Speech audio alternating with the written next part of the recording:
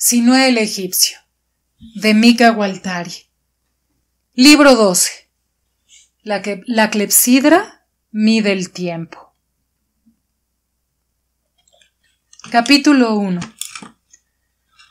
Así se realizó el voto emitido por Kaptá cuando le ordené que distribuyera el trigo entre los agricultores de Atón.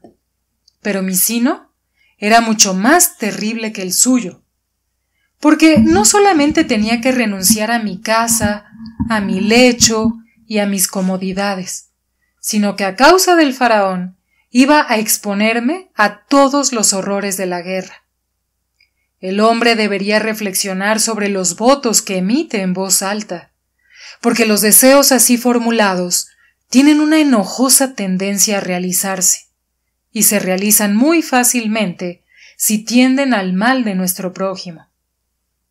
Cuando se desea algún mal a alguien, este deseo se realiza mucho más fácilmente que si se le desea el bien.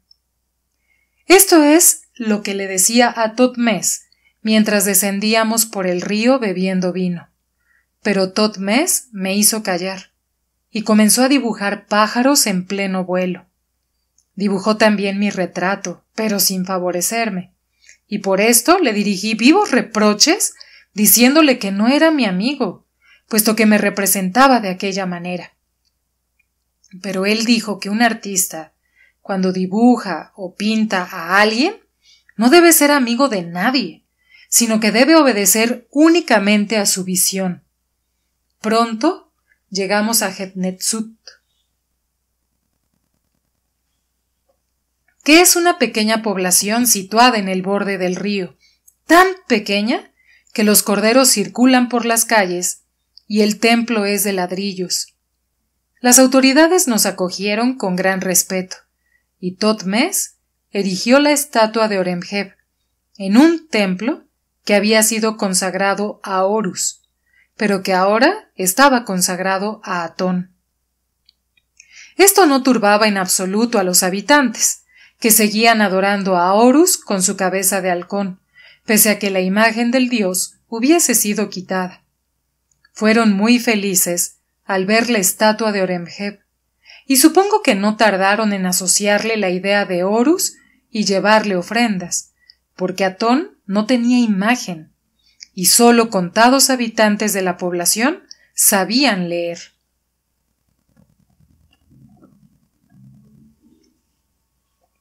Así, encontramos a los padres de Horemheb, que vivían en una casa de madera, después de haber estado entre las más pobres de la villa. En su vanidad, Horemheb había hecho que les nombraran para determinar las altas funciones honoríficas, como si hubiesen sido nobles, mientras habían ganado su vida apacentando rebaños y preparando queso. El padre era ahora guardasellos real y vigilaba las construcciones en diversas villas y poblados, y la madre era dama de la corte y guardiana de las vacas reales, y sin embargo, ni uno ni otro sabían escribir. Pero gracias a estos títulos, Horemheb podía pretender descender de padres nobles, y en ninguna parte de Egipto se podía poner en duda su alta estirpe. Tal era la vanidad de Horemheb. El viaje hasta Menfis fue pesado y yo permanecía echado sobre cubierta, mientras las oriflamas del faraón flotaban sobre mi cabeza y yo veía los cañaverales del río y los ánades, y me decía, ¿acaso todo esto vale la pena de ser visto y vivido?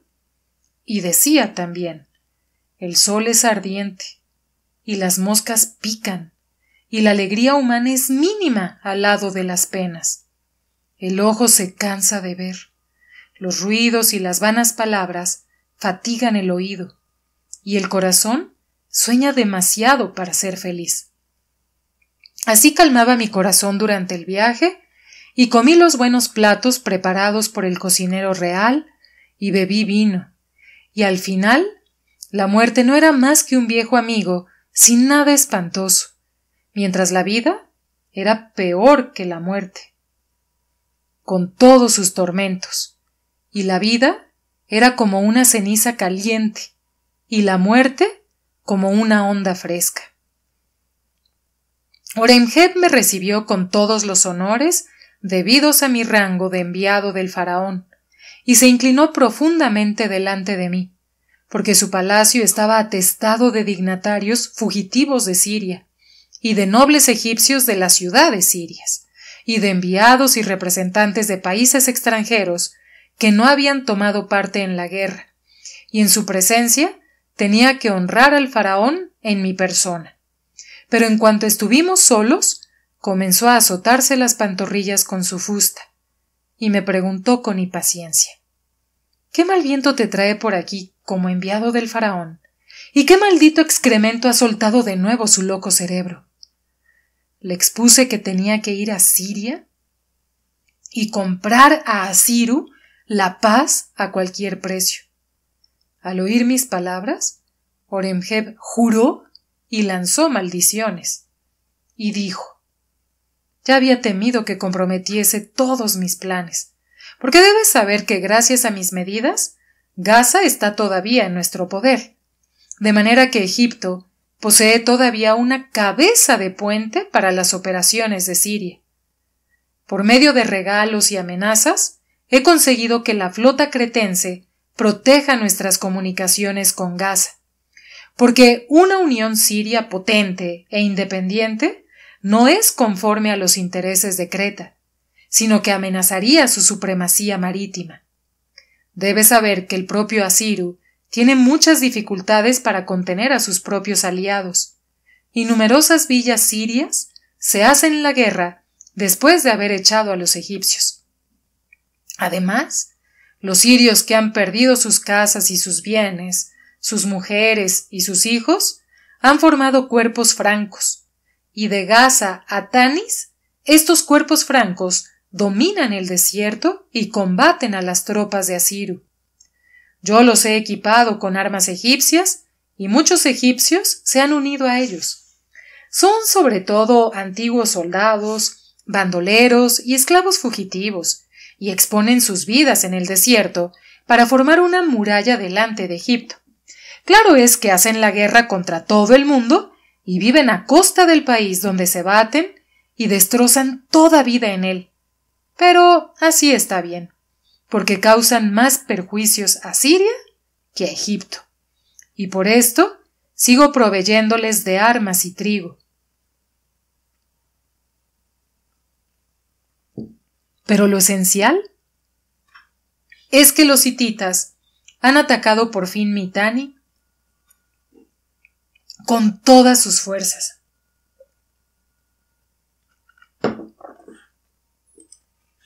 Y han aniquilado su pueblo, de manera que este país no existe ya. Pero sus lanzas y sus carros están detenidos en Mitanni, y Babilonia se inquieta y equipa sus tropas para proteger sus fronteras. Y los hititas no tienen tiempo de ayudar a Asiru. Es probable que Asiru, ahora que los hititas han conquistado Mitanni, comience a temerlos, porque no hay más protección entre su país y Siria. Por esto, la paz que vas a ofrecer ahora a Asiru es el don más precioso que puede esperar para consolidar su poderío y respirar un poco. Pero dame medio año más, y compraré una paz honrosa con Siria, y con las flechas silbantes y el rugido de los carros de guerra, forzaré a Asiru a temer los dioses de Egipto. Yo protesté y dije: no puedes hacer la guerra, Horemheb, porque el faraón lo ha prohibido, y no te dará oro para ello. Pero Horemheb dijo: me meo en su oro.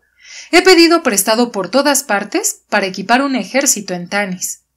Verdad es que son tropas miserables, y sus carros de guerra son pesados y sus caballos cojean, pero los cuerpos francos pueden formar la punta de la lanza que penetrará hasta el corazón de Siria y hasta Jerusalén y Megido bajo mis órdenes. ¿No comprendes, Sinué, que he pedido prestado a todos los ricos de Egipto, que se hinchan y engordan como ranas, mientras el pueblo sufre y suspira bajo el peso de los impuestos?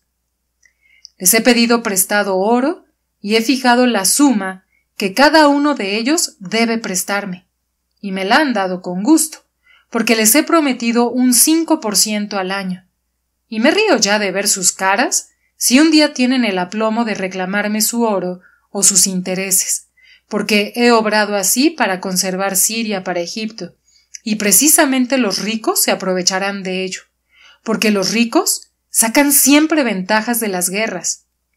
Y lo curioso es que los ricos sacarían también un beneficio, aunque perdiesen. Por esto no siento piedad por su oro.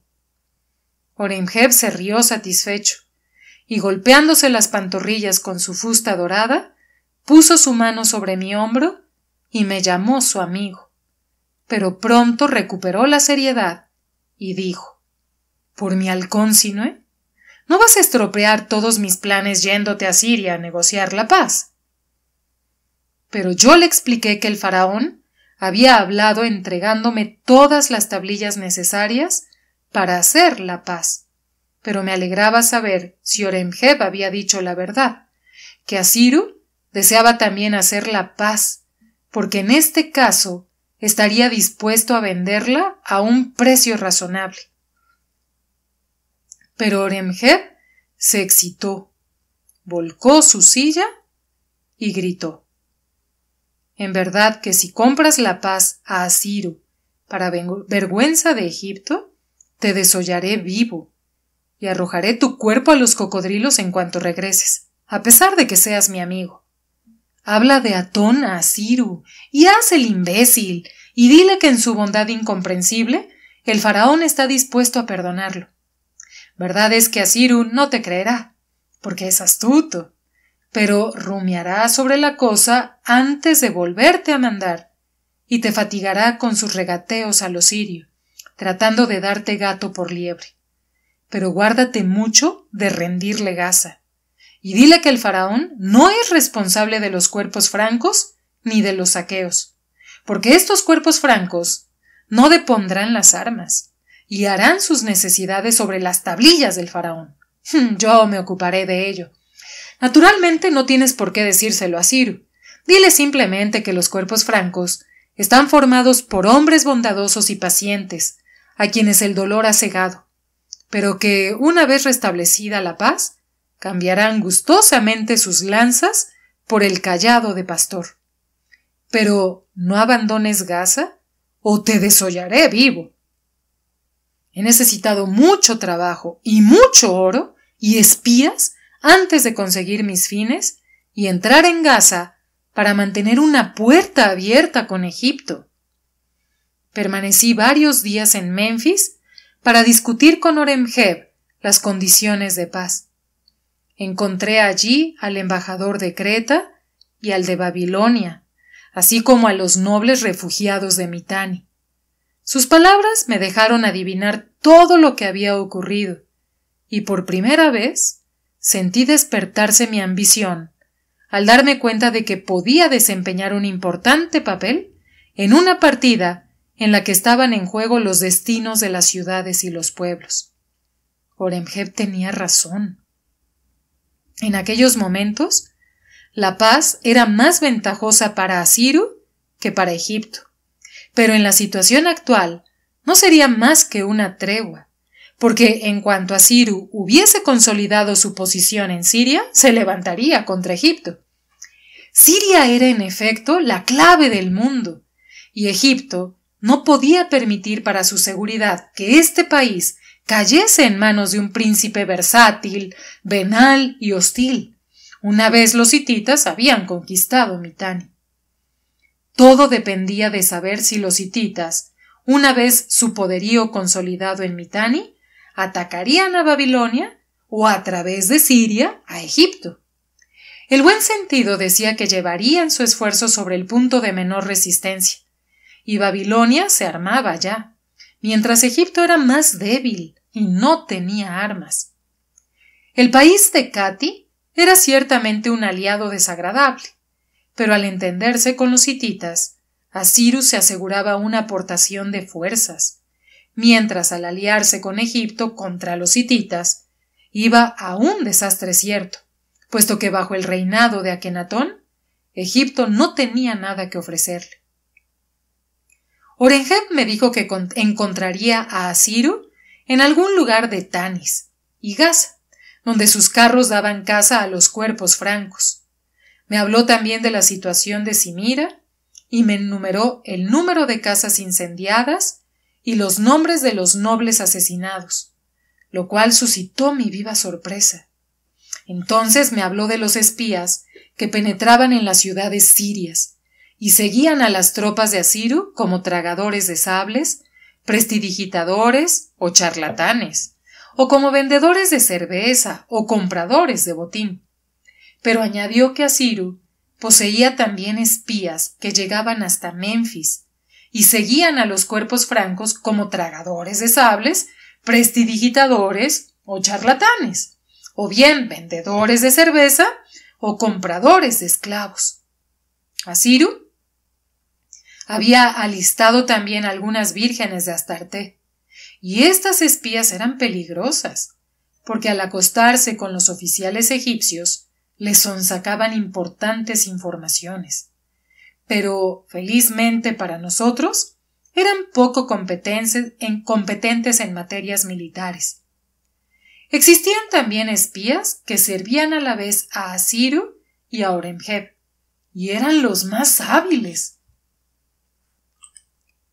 Pero los refugiados y los oficiales de Orenheb me habían contado tantos horrores sobre los soldados de Amurrú y sobre los cuerpos francos que en el momento de partir mi corazón comenzó a temblar y mis rodillas se fundieron en agua. Y Orenheb me dijo: «Puedes a tu antojo viajar por tierra o por mar. Si vas por mar, los navíos cretenses te protegerán quizás hasta Gaza, pero es posible que huyan en cuanto vean de lejos los barcos de guerra de Sidón y Tiro. En este caso, tu navío será hundido si te defiendes y te ahogarías. Si te rindes, serías hecho prisionero y condenado a remar en los barcos sirios, donde perecerás bajo los latigazos y el ardor del sol. Pero eres egipcio y noble, y por esto lo más probable es que te desuellen vivo y tu piel servirá para hacer sacos. No quisiera asustarte, y es posible que llegues sano y salvo a Gaza, donde acaba de llegar un navío de armas, mientras un cargamento de trigo ha sido hundido por el camino. En cuanto a saber cómo forzarás el bloqueo de Gaza para llegar a Asiru, lo ignoro completamente. Sería quizá mejor que fuese por tierra, dije yo vacilando. Orenheb movió la cabeza y dijo: «Te daré alguna escolta desde Tanis, algunos barcos y carros ligeros, mas en cuanto hayas entrado en contacto con las tropas de Asiru, te abandonarán en el desierto y escaparán a toda prisa. Pero es igualmente posible que los soldados de Asiru, al reconocerte como noble y egipcio, te empalen a la manera hitita y se orinen sobre tus tablillas de arcilla. También es posible que a pesar de tu escolta caigas en manos de los cuerpos francos, que te desvalijarán y te harán dar vueltas a las muelas de los molinos hasta que hayas ganado lo suficiente para pagar tu rescate. Pero no aguantarás mucho tiempo este régimen, porque sus látigos están hechos con tiras de piel de hipopótamo. Por otra parte, puede también reventarte la barriga a lanzazos y dejar que tu cuerpo se pudre en el desierto, lo cual, al fin y al cabo, no es una muerte muy dolorosa». Ante estas palabras, mis temores aumentaron y temblé, pese a que hiciese un calor estival, y por esto dije: «Deploro haber dejado mi escarabajo en manos de Captá, porque ahora me sería de una ayuda más eficaz que el Atón del faraón, cuyo poderío no se extiende ahora a estas regiones malditas. Pero en resumen, encontraré más rápidamente la muerte o a Asiru viajando por tierra con una escolta. Pero te conjuro, Orenheb, a que si alguna vez sabes que soy prisionero en alguna parte, me rescates en el acto, sin mirar el precio, porque ya sabes que soy rico, más rico de lo que crees». Y Orenheb respondió: Conozco tu fortuna, y te he pedido prestada también una fuerte suma de oro por mediación de Captá, como a los demás ricos, porque soy justo y equitativo, y no quería privarte de este mérito, pero en nombre de nuestra amistad, espero que no me reclamarás nunca este oro, porque nuestra amistad podría llegar a romperse. Parte, pues, Sinué, parte para Tanis, y toma una escolta, y penetra en el desierto, donde mi halcón te protegerá tal vez, porque mi poderío no se extiende hasta allá. Si eres hecho prisionero, te rescataré, y si mueres, serás vengado. Que esto sea un consuelo para ti, en el momento en que una lanza te desgarre el vientre. Si te enteras de mi muerte, le dije, no pierdas el tiempo vengándome. Mi cráneo roído por los cuervos no experimentaría ningún alivio al verme regado con sangre nueva. Pero saluda a la princesa Baquetatón en mi nombre, porque es bella y deseable, aunque un poco altiva, y me ha interrogado sobre ti al lado del lecho mortuorio de su madre. Después de haberle lanzado por encima del hombro esta flecha envenenada, me marché un poco consolado y redacté mi testamento a favor de Captá, Merit y Oremheb. Este testamento fue depositado en los archivos reales de Menfis una vez hube tomado el barco para Tanis, y al borde del desierto, en un fuerte abrasado por el sol, encontré a los soldados de Oremheb. Estaban bebiendo cerveza, maldiciendo su existencia. Cazaban antílopes y volvían a beber cerveza. Sus cabañas eran sucias y pestilentes, y las más miserables mujeres, que no eran dignas siquiera de los marineros de los puertos del Bajo Egipto, amenizaban su existencia.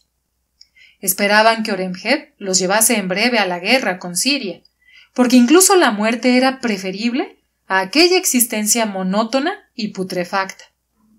Desde hacía años no se veían llegar ya caravanas, porque los cuerpos francos las pillaban y las saqueaban por el camino. Mientras la escolta se preparaba para la marcha, observé la vida de los soldados. Pronto comprendí el secreto de toda educación militar. En efecto, todo buen capitán impone a sus soldados una disciplina tan espantosa que los agota con maniobras durísimas que les hacen la vida tan insoportable que cualquier otra cosa, incluso la batalla y la muerte, les parece preferible a la vida de cuartel. Pero lo más sorprendente es que los soldados no detestan a sus jefes por ello. Al contrario, los admiran y los alaban, y se jactan de todos los sufrimientos pasados y de las marcas de los golpes en sus espaldas. Según las órdenes de Oremheb, me prepararon una escolta de 10 carros de guerra, tirados por 2 caballos cada uno, con un caballo de reserva. Y en el carro, además del cochero, iban un lacayo y un lancero.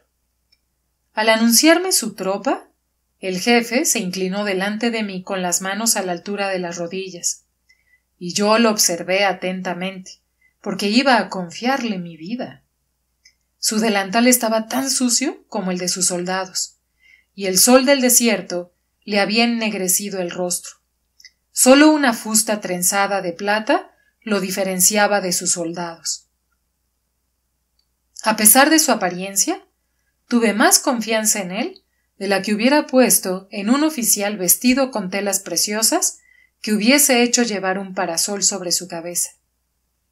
Olvidó todo respeto y se echó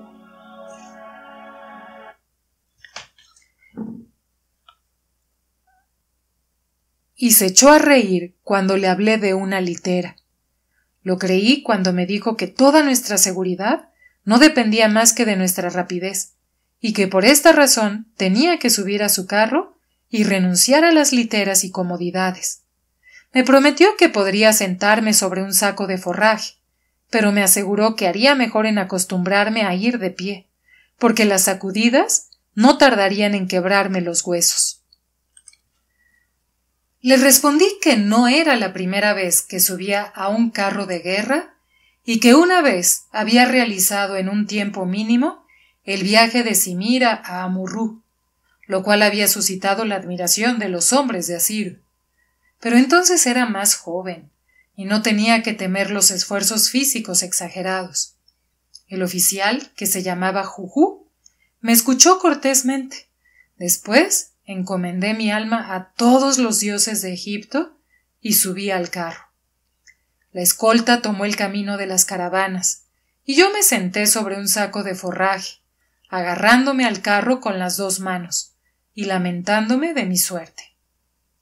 Los carros corrieron así durante toda la jornada y pasé la noche sobre unos sacos más muerto que vivo. Al día siguiente traté de mantenerme de pie en el carro, agarrándome a la cintura de Juju, pero una piedra me hizo perder el equilibrio y describiendo un arco de círculo caí de cabeza sobre la arena, donde unas plantas espinosas me laceraron el rostro. Por la noche, Juju se preocupó por mi suerte y me vertió agua sobre la cabeza, pese a que se negaba a darla a sus hombres, y me aseguró que nuestro viaje se desarrollaba bajo felices auspicios y que si la suerte nos favorecía, encontraríamos a los hombres de Asiru al cuarto día. La jornada transcurrió sin incidentes, pero atravesamos un campamento en el que los hombres habían sido aniquilados poco antes, y los cuervos desgarraban sus cuerpos. La noche siguiente percibimos a lo lejos el resplandor de los fuegos de un vivaque o de algunas casas incendiadas. Juju me dijo que nos aproximábamos a Siria, y al claro de luna avanzamos prudentemente después de haber dado forraje a los caballos. Yo acabé durmiéndome sobre mi saco de forraje y al alba fui despertado bruscamente cuando Juju me agarró y me tiró del carro con mis tablillas de arcilla y mi saco de viaje. Y entonces dio media vuelta y me confió a todos los dioses de Egipto. Los carros se alejaron a toda velocidad, levantando chispas de las piedras del camino. Después de haberme sacudido el polvo que me cegaba, vi avanzar por entre dos colinas un grupo de carros de guerra sirios que se abrieron en abanico para la batalla. Yo me levanté y agité sobre mi cabeza un ramo de palmera en signo de paz, pese a que fuese un ramo muy seco y mustio después del viaje. Pero los carros pasaron por mi lado sin detenerse, y una flecha me rozó el rostro antes de clavarse en la arena. Perseguían a Juju, que consiguió, no obstante, escapar.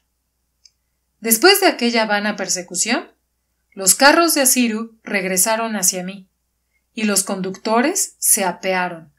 Yo les expuse quién era y les mostré las tablillas del faraón, pero no me hicieron caso, y me desvalijaron y me tomaron mi oro, y después de haber abierto mi cofre, me ataron detrás de un carro, de manera que tuve que correr hasta perder el aliento y la arena me desollaba las rodillas.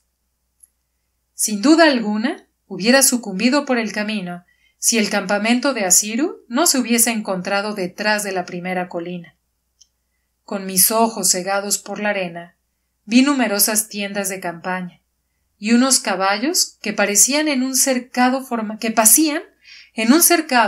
formado por carros de guerra y carretas de bueyes. Después no vi nada más, y no volví en mí hasta que los esclavos me echaron agua sobre la cabeza y me frotaron los miembros con aceite, porque un oficial que sabía leer había leído mis tablillas, y desde entonces me trataron con las consideraciones que me eran debidas, y me devolvieron mis vestiduras. En cuanto pude caminar, me llevaron a la tienda de Asiru, que apestaba a sebo, lana e incienso, y Asiru avanzó hacia mí, rugiendo como un león, con unas cadenas de oro en el cuello y la barba en una redecilla de plata, y me abrazó diciendo: «Estoy desconsolado de que mis hombres te hayan maltratado, Pero hubieras debido decirles tu nombre y tu rango, y que eras enviado del faraón, además de ser amigo. Hubieras debido también, según la buena costumbre, agitar una rama de palmera sobre tu cabeza en signo de paz. Pero mis hombres me han dicho que te precipitaste sobre ellos gritando y con un puñal en la mano, de manera que han tenido que calmarte con gran riesgo de su vida. Las rodillas me ardían. Mis muñecas estaban doloridas, y le dije a Asiru con amargura: «Mírame, y dime si tengo un aspecto peligroso para tus hombres. Han quebrado mi hoja de palmera, y me han desvalijado, y han pisoteado las tablillas del faraón. Por esto debes azotarlos con vergas, a fin de enseñarles a respetar a los enviados del faraón». Pero Asiru levantó los brazos con una sonrisa irónica y dijo: «Has tenido sin duda alguna pesadilla, y no es culpa mía si te has herido las rodillas durante el curso de tu penoso viaje. No tengo la menor intención de hacer fustigar a mis mejores hombres por un miserable egipcio. Y las palabras de un enviado del faraón son como un zumbido de moscas en mis oídos». «Asiru», le dije, «tú que eres rey de varios reyes, haz por lo menos azotar al hombre que me ha pinchado las nalgas mientras corría detrás del carro. Me declararé satisfecho, y debes saber que te traigo como regalo la paz para ti y para Siria». Asiru se echó a reír, y frotándose el pecho con los puños, dijo: «¿Qué me importa que tu miserable faraón se postre delante de mí en el polvo e implore la paz? Pero tus palabras son sensatas. Y puesto que eres mi amigo y el amigo de mi mujer y de mi hijo, haré azotar al hombre que te ha pinchado las nalgas con su lanza para hacerte avanzar, porque es contrario a las buenas costumbres. Y como sabes muy bien, yo me bato con armas nobles y por fines elevados». Así, tuve la satisfacción de ver a mi martirizador fustigado delante de las tropas en presencia de Asiru, y sus camaradas no lo compadecieron, sino al contrario, se rieron y se burlaron de él al oír sus aullidos, señalándolo con el dedo, porque eran soldados y apreciaban cualquier distracción en su monótona existencia. Asiru lo hubiera hecho sucumbir bajo los golpes, pero al ver la carne arrancarse a las costillas y la sangre correr, levanté la mano e hice cesar el suplicio. Hice levantar al hombre a una tienda que Asiru me había destinado como alojamiento, con gran cólera de los oficiales que la ocupaban, y los soldados gritaron de júbilo al pensar que iba a torturar con refinamiento a su camarada. Pero yo le unté la espalda y los miembros, y curé sus llagas, y le di cerveza, de manera que me creyó loco y perdió todo respeto hacia mí. Por la tarde, Asiru ofreció un asado de cabrito y harina amasada, cocida en la grasa, y yo comí con él y sus nobles y los oficiales hititas reunidos en el campo, y cuyos pechos y capas estaban adornados con hachas dobles e imágenes de un soldado alado. Bebimos juntos, y todos me trataron muy amablemente, creyéndome estúpido, puesto que les traía la paz en el momento en que más necesidad tenían de ella. Hablaban con fuego de la libertad de Siria y de su futuro poderío, y del yugo que se habían sacudido. Pero cuando hubieron bebido bastante, comenzaron a querellarse, y un nativo de Jope sacó un puñal y lo clavó en la garganta de una morrita. Pero la herida no era grave y pude curarla fácilmente, y este acto confirmó mi reputación de imbécil. Hubiera hecho mejor en dejar morir al herido, porque aquella misma noche hizo asesinar por sus servidores al hombre de Jope, y Asiru lo hizo colgar en el muro cabeza abajo para mantener la disciplina entre sus tropas. En efecto, Asiru trataba a sus tropas más duramente que los demás sirios, porque estaban más celosos de su poderío e intrigaban contra él, de manera que estaba constantemente sentado sobre un hormiguero. Capítulo 2.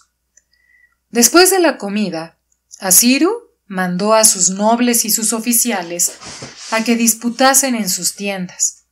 Me mostró a su hijo, que lo acompañaba a la guerra aunque no tuviese más que 7 años.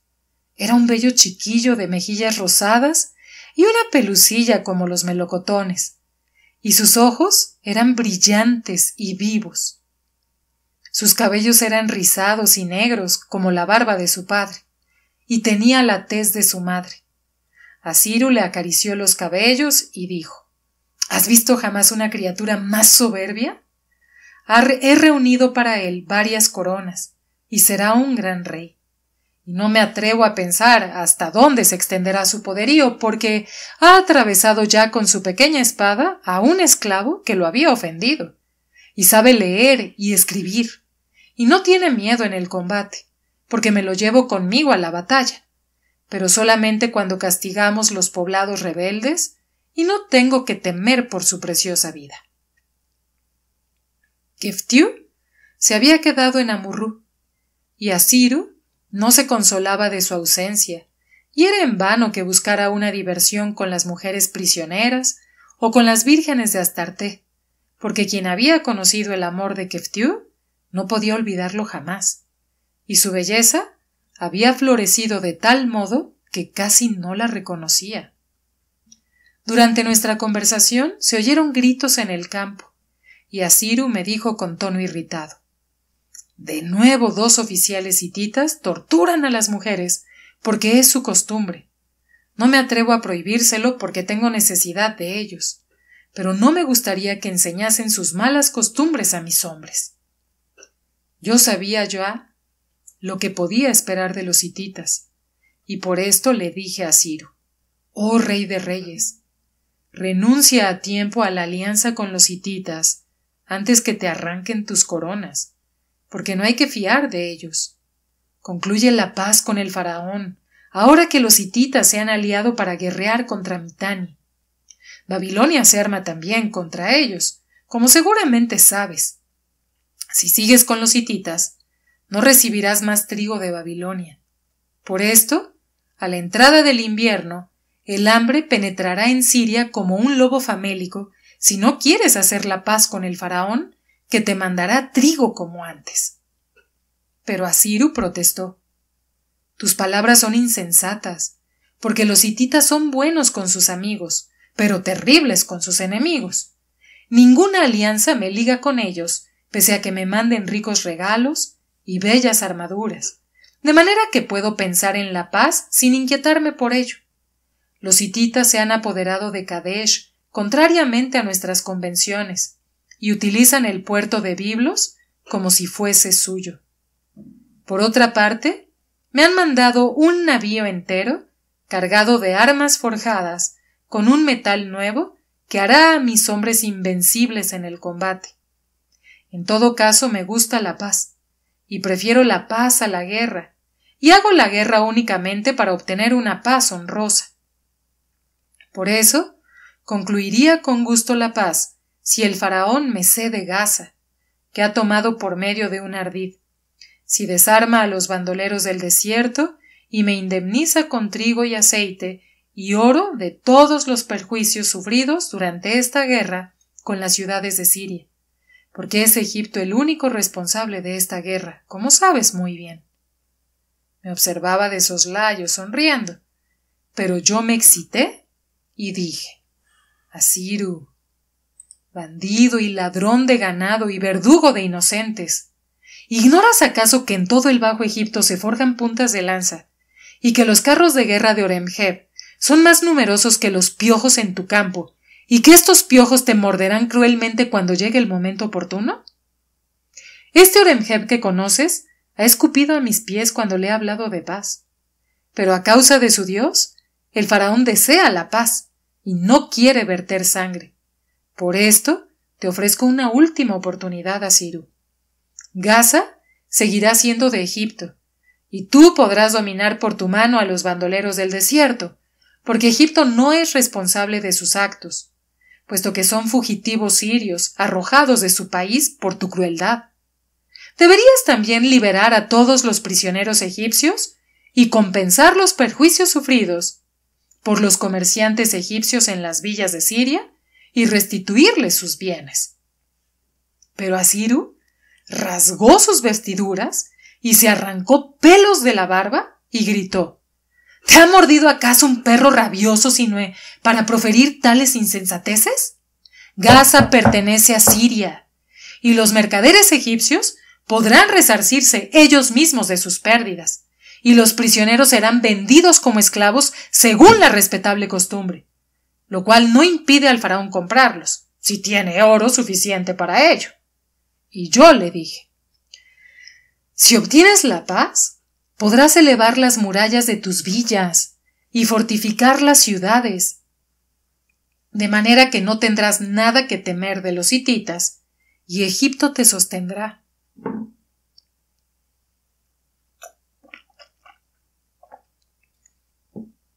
En verdad, los comerciantes de tus ciudades se enriquecerán en tus negocios con Egipto sin pagar impuestos.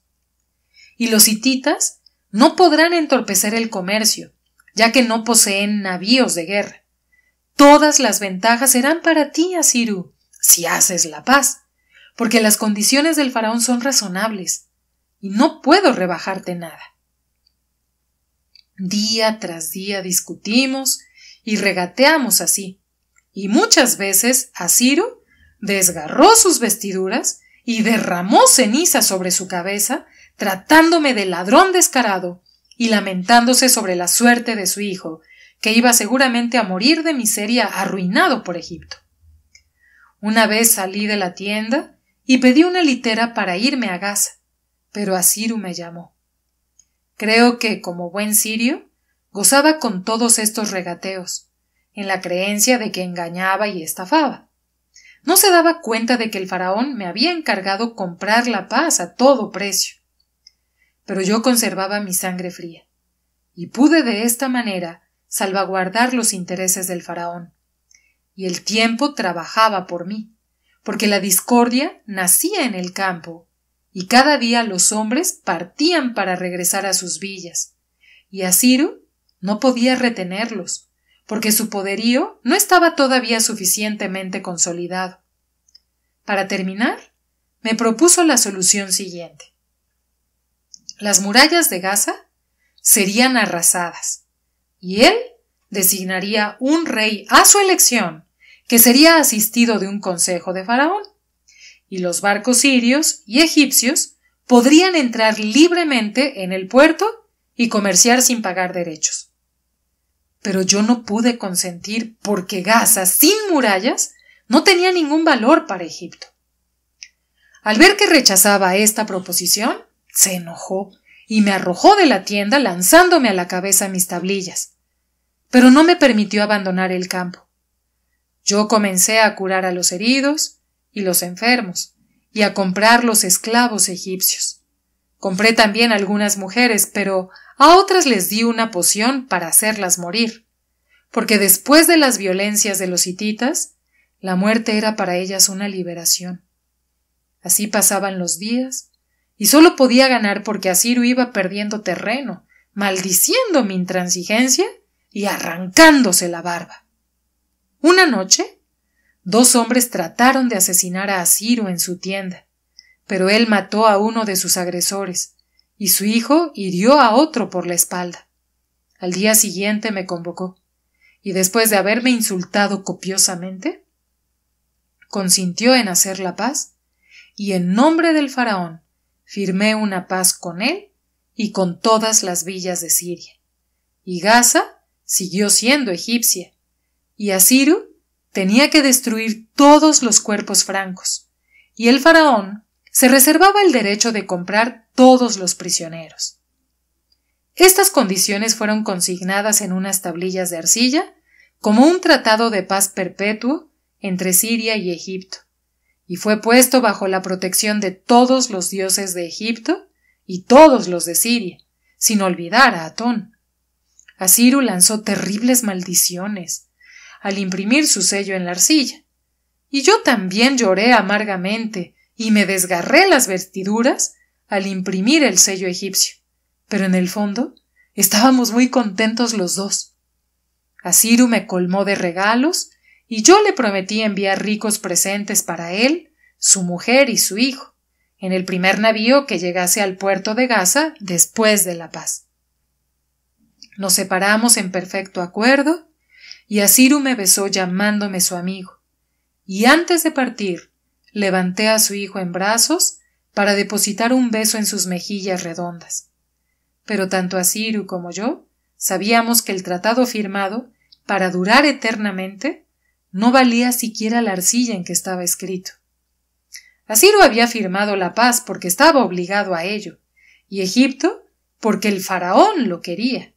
En resumen, todo dependía de lo que harían los hititas a partir de Mitanni, así como de la resolución de los cretenses que protegían el comercio marítimo. Asiru quería licenciar sus tropas y me dio una escolta para ir a Gaza y dar orden de cesar el asedio de la plaza. Pero antes de entrar en Gaza, corrí un gran peligro, pues mientras nos aproximábamos a la ciudad blandiendo ramas de palmera, la guarnición egipcia nos recibió disparando flechas y venablos, de manera que creí llegada mi última hora. Me oculté tras un escudo, al pie de las murallas. Nos arrojaron pez hirviendo que me causó quemaduras en las manos y las rodillas.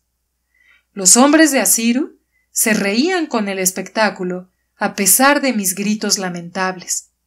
Después tocaron la trompeta y finalmente los egipcios aceptaron acogerme en la ciudad, pero no quisieron abrir las puertas.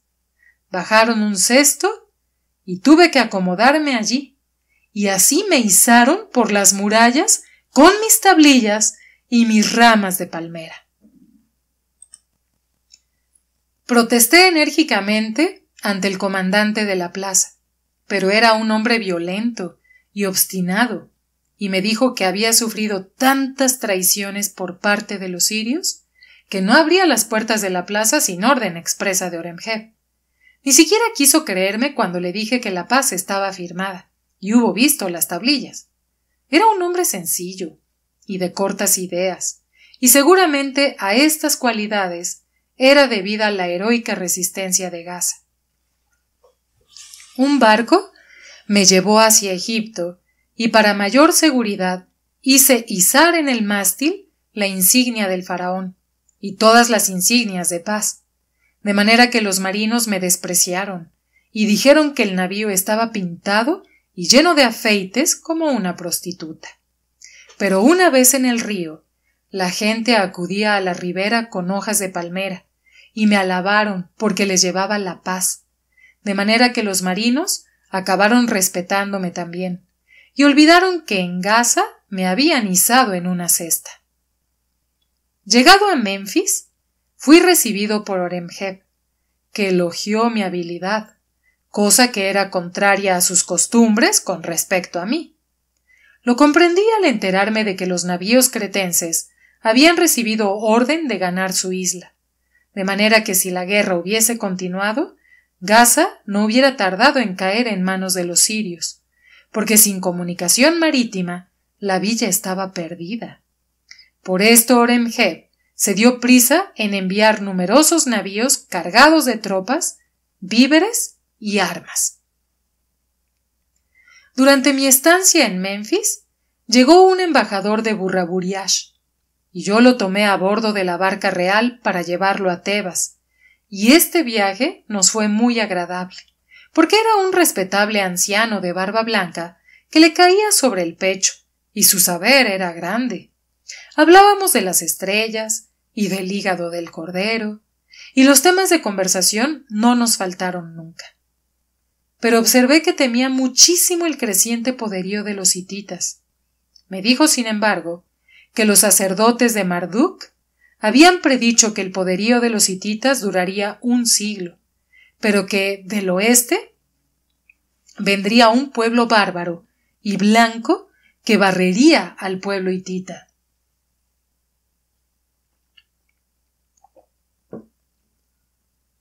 La idea de que esto ocurriría dentro de 1 centenar de años no me tranquilizaba en absoluto, y me pregunté también cómo podía un pueblo venir por el oeste cuando por allí no había más que las islas del mar.